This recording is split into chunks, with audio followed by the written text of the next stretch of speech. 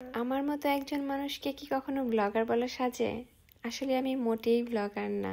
তাহলে কি পহেলা বৈশাখের ব্লগ অক্টোবর নভেম্বরের দিকে কেউ আপলোড করে? বছর অলমোস্ট শেষ, আমি এখন পহেলা বৈশাখের ব্লগ দিচ্ছি।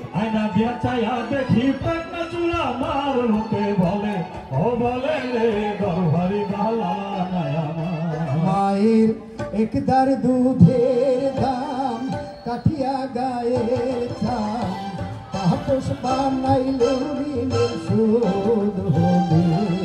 আসসালামু আলাইকুম, কি অবস্থা? কেমন আছেন সবাই? আশা করি ভালো আছেন। আমি চলে আসছি আপনাদের মাঝে আরও একটি পুরাতন ব্লগ নিয়ে। আমি বরাবরই ব্লগ ছাড়তে দেরি করি, কারণ এডিটিং করা আমার কাছে ঝামেলা লাগে। তো আজকে হঠাৎ দেখছিলাম পুরাতন ভিডিওগুলো আমার মোবাইলে রয়ে গেছে, তাই ভাবলাম যে একটু এডিট করে ছেড়ে দেই। যেই ভাবা সেই কাজ। এটা ছিল মূলত পহেলা বৈশাখের একটা ব্লগ। তো ওই সময় আর ভিডিওগুলো ছাড়া হয় নাই। কেন ছাড়া হয় নাই জানি না, ভুলে গেছি আসলে। তো যাই হোক, আজকে মনে হলো যে ছেড়ে দেই। তো আমরা সেদিন রানীর বাবার অফিসের বাসায় ছিলাম। তো ওখান থেকেই মূলত একটা প্রোগ্রামে যাব, তাই রেডি হয়েছি। সকাল সকাল খাওয়া দাওয়া করে একদম রেডি হয়ে গেছি। সকাল সকাল বললেও ভুল হবে, তো এতক্ষণে 12টা বেজে গেছে আর কি, দুপুর হয়ে গেছে অলমোস্ট। তো আমরা একটা প্রোগ্রামে যাব, সাংস্কৃতিক অনুষ্ঠান হচ্ছে একটা কলেজের মাঠে। তো বাচ্চা কাচ্চা সবাই মিলে একদম রেডি হয়ে গেছি। জায়ানকেও বলেছিলাম পাঞ্জাবি পরার জন্য, বাট সে লাইক করে না, সেইভাবেই যাবে। তো আমরা মা ছেলেরা মিলে রেডি হয়ে গেছি, আর রায়নের বাবা অলরেডি অফিসে চলে গেছে। সে ওখান থেকেই আমাদের সাথে জয়েন হবে, আমরা একসাথেই যাব আর কি। এই তো চলে আসছি আমরা। এটা হচ্ছে মুরাপাড়া কলেজ, মেবি ওইখানেই প্রোগ্রামটা হচ্ছিল। এই কলেজে বেশ কয়েকবার আসা হয়েছে, বেশ কয়েকটা প্রোগ্রামে। তো আয়োজন বেশ বড়সড়ই মনে হচ্ছিল। প্রচণ্ড গরম ছিল, রোদ ছিল, আর লোকজনও মোটামুটি ভালোই এসেছিল। গান বাজনা চলতেছিল, নাচ চলতেছিল। সাংস্কৃতিক অনুষ্ঠান বলতে যেটা বোঝায় আর কি, সে সব কিছুই এখানে হচ্ছিল।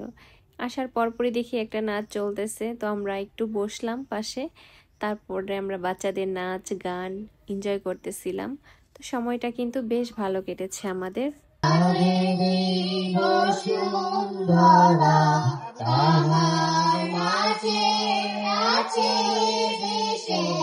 সকল দেশের সেনা ও সে সাত্র দিয়ে তৈরি সে দেশ স্মৃতি দিয়ে ঘেরা।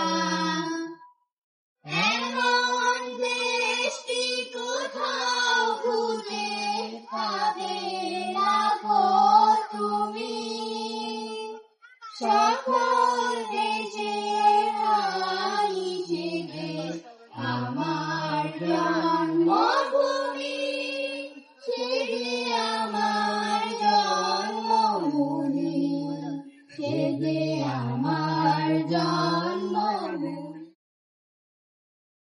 আমরা তো প্রথমে ভেবেছিলাম প্রোগ্রাম বুঝি শেষ হয়ে গেছে, আমরা এসে কিছুই পাবো না। তো না, আসার পরে দেখলাম যে খুব বেশি একটা দেরি করেনি আসলে। প্রোগ্রামটা সবেমাত্রই শুরু হয়েছিল।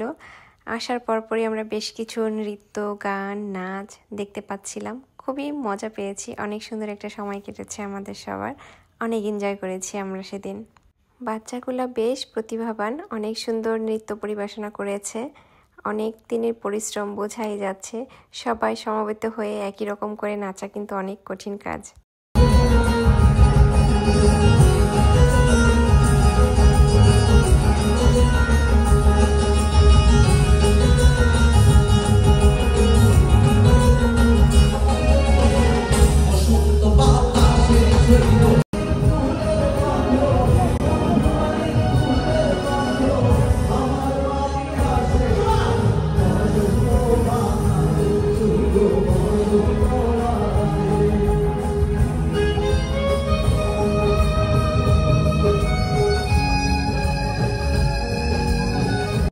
মায়ের একদার দুধের দাম কাঠিয়া গায়ের ছাম তাপস বানাইলে সুদ হবে। এমন গরবি হবে কেউ হবে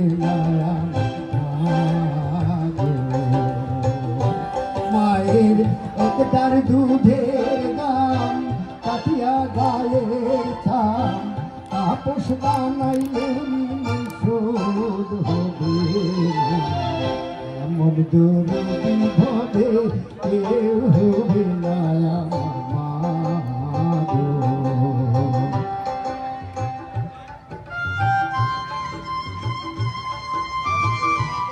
আমরা মাকে সবাই ভালোবাসবো মা বাবাকে কেউ কষ্ট দেব না গেস করেন তো সবাই বাচ্চাগুলা কি গানে নাচ করতেছিল। আমার ধারণা কারোই গেস করতে অসুবিধা হবে না। বাচ্চাগুলো এখানে প্রজাপতি প্রজাপতি কোথায় পেলে ভাই এমন রঙিন পাখা এই গানটায় নাচ করতেছিল। অনেক সুন্দর করে নাচ করতেছিল। গরমের মধ্যে এত গরম ছিল, অনেক রোদ উঠেছিল বিধায় বাচ্চাগুলো একদম ঘেমে জমে একাকার। অনেকক্ষণ ধরে ওয়েট করতেছিল স্টেজের পাশে, আমি দেখছিলাম অনেকক্ষণ ধরে রেডি হয়ে দাঁড়িয়ে থাকা কিন্তু কষ্টের।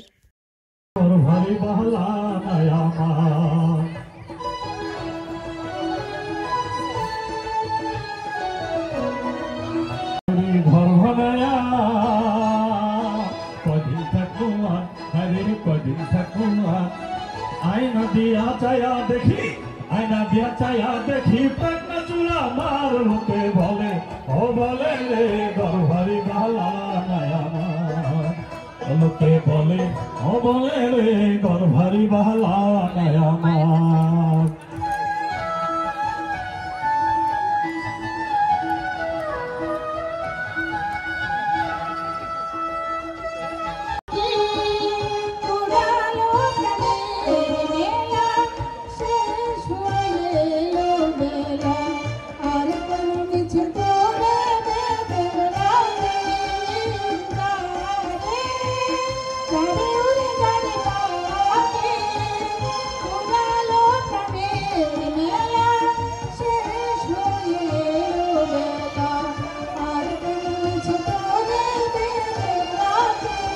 আমরা কিন্তু বেশ কিছুক্ষণ এখানে বসেছিলাম, অনেকগুলা গান শুনেছি, সুন্দর সুন্দর নাচ দেখেছি। সব মিলিয়ে আমার কাছে ভালোই লাগতেছিল, কিন্তু বাচ্চারা একটু বোর হচ্ছিল অনেক গরমের কারণে।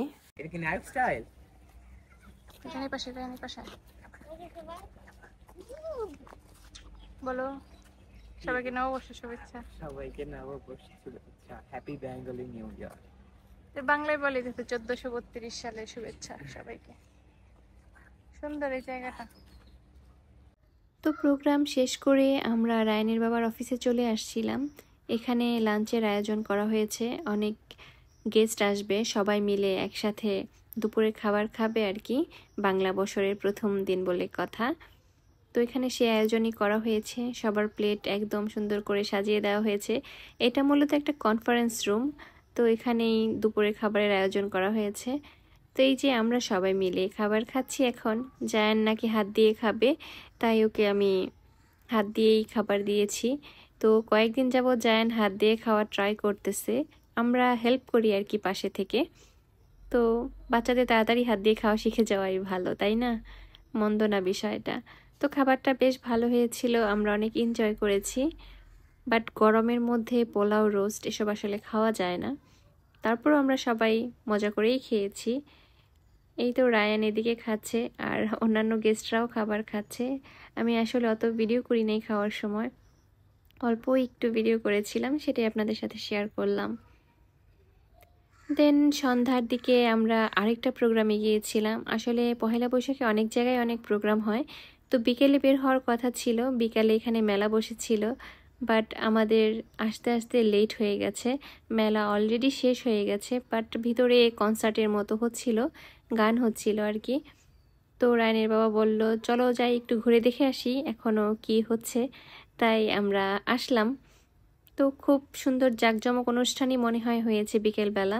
বিকেলে আসলে হয়তো বেশি ভালো লাগতো, ছবি টবি তুলতে পারতাম, বাট আস্তে আস্তে যেহেতু সন্ধ্যা হয়ে গেছে, মেলা একদম শেষের দিকে, তো আসার পর একটা দুইটা গান শুনলাম। তারপর এখানেও আসলে ওইভাবে দেরি করা হয় নাই অত, তো কারণ এখানে অনেক লোকজন ছিল, তখনও গান শুনছিল, যারা বাকি ছিল সবাই গানের অনুষ্ঠান এনজয় করতেছিল। আর আমরা আজকে এখান থেকে চলে যাব, মানে আমাদের বাসায় চলে যাব, ঢাকা চলে যাব, আর এই জন্য বেশি একটা দেরি করা হয় নাই, অল্প সময়ের জন্য ছিলাম আর কি এই জায়গাটায়। তো সব মিলিয়ে আমাদের আজকের দিনটা বেশ উৎসব মুখরই কেটেছে। আমরা অনেক এনজয় করেছি, আসলে আমাদের খুবই ভালো লেগেছে।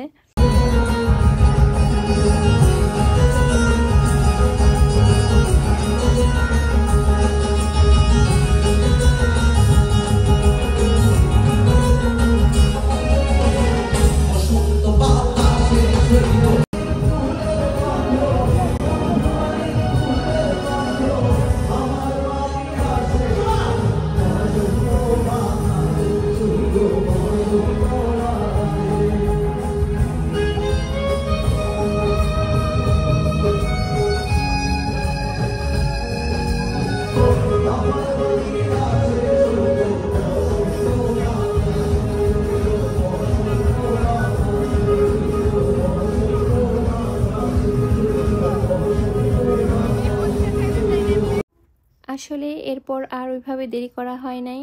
তো আমাদের পহেলা বৈশাখের ব্লগ আজকে এখানেই শেষ করছি। আশা করি আপনাদের ভালো লেগেছে। সবাই ভালো থাকবেন, সুস্থ থাকবেন, সুন্দর থাকবেন। আল্লাহ হাফেজ।